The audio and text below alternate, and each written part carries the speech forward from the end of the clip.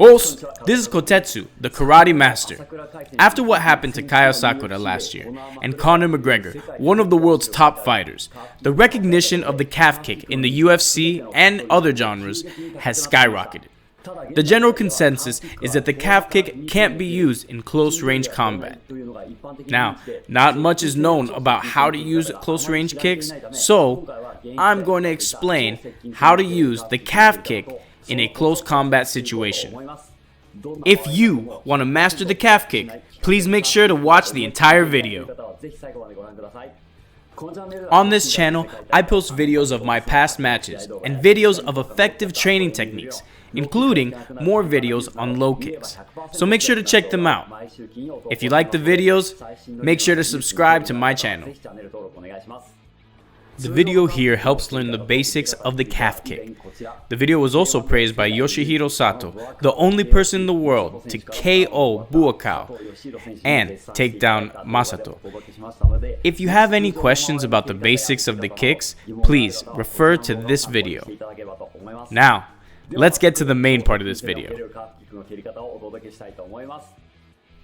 Os, let's demonstrate the calf kick in close combat. As I said before, the calf kick uses the top of the foot.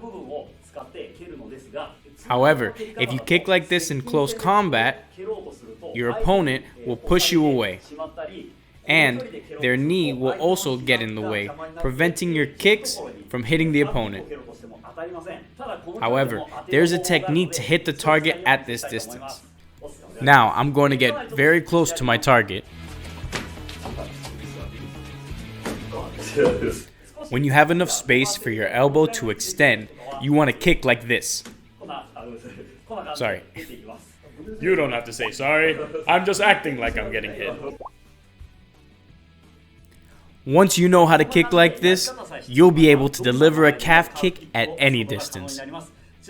There are 3 important tips you should know for this, and I am going to share them with you right now. The first is to apply force to dorsiflex the ankle of the kicking foot. Extending the ankle towards the back is called plantar flexion, and returning it upwards is called dorsiflexion.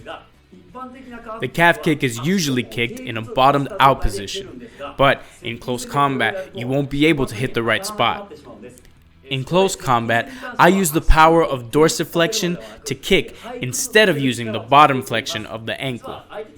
If you are far away from your opponent, adjusting the angle of your ankle can make it more effective, but you don't really have to think much, to be honest. But in close combat, the ankle's angle is important. In a very close fight, completely dorsiflex your ankle and use the power of dorsiflexion and bottom flexion. Keep your ankles at a proper angle for the kick to work. I'll demonstrate once. Os! If you extend your ankle in very close combat, your foot doesn't hit the target. So, dorsiflex your ankle. This helps to create an angle for the strike. Being a little farther away makes it harder to reach the target, especially if you stretch the bottom of your ankle out. So, you need to lightly dorsiflex and keep the angle. I'd say this angle is optimal for this distance. Os. Now, the second point. The close combat low kick is similar to an inside kick in soccer rather than a roundhouse kick. If done like a normal spinning kick, you'll be kicking the shin using the upper sole, causing you to self-destruct mid-fight. This is a bit extreme, but you can easily hit the opponent by standing firmly on your heels and dropping the leg, like an inside kick. This makes it easier to strike the opponent.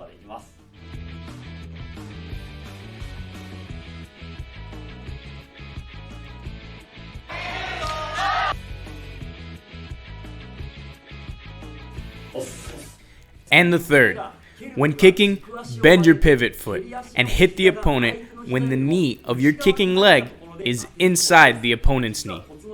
Even if we combine the first and second steps, If your pivot foot is extended, it won't damage the opponent much. So, we angle the foot so that the kicking foot remains bent and hits the bone. If the pivot foot isn't bent, you'll hit the wrong spot. So make sure to use the pivot foot to adjust. I'll demonstrate this as well. Even if you kick with the foot dorsiflex as before, if the kicking foot and the pivot foot are extended, our kicks will strike with the softer portion of the foot. This will not work even if you hit the right spot. Make sure to slightly bend your knees so they are within the opponent's knee at the moment of impact. It makes it easier for the bone portion to hit the target. If you extend your pivot foot, it naturally hits higher. Adjust the height of this contact by bending the pivot foot. When we want to aim for this area, we want to bend our knees a little deeper. To hit the upper portion, extend the leg a bit.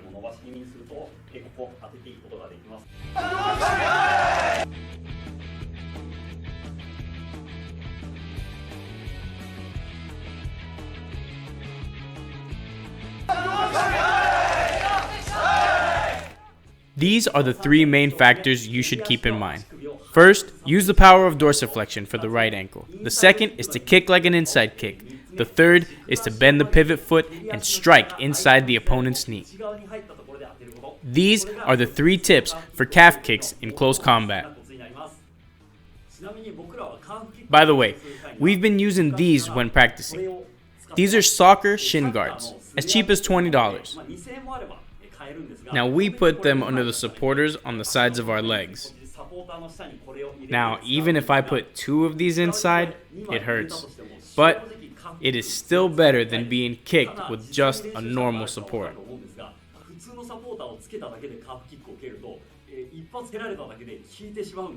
Using only a supporter impeded my practices, so I bought these to withstand the pain and practice more. If you want to practice more, I definitely recommend these. And finally, I'll show you a kick with all 3 tips combined. Kick like this in close combat.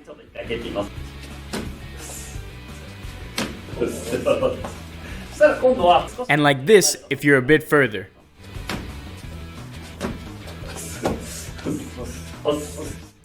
How was the video? Once you've mastered this, you'll be able to calf kick in any situation. Combined with the method described in this video, this technique becomes very effective in matches as well. So practice and try them out yourself.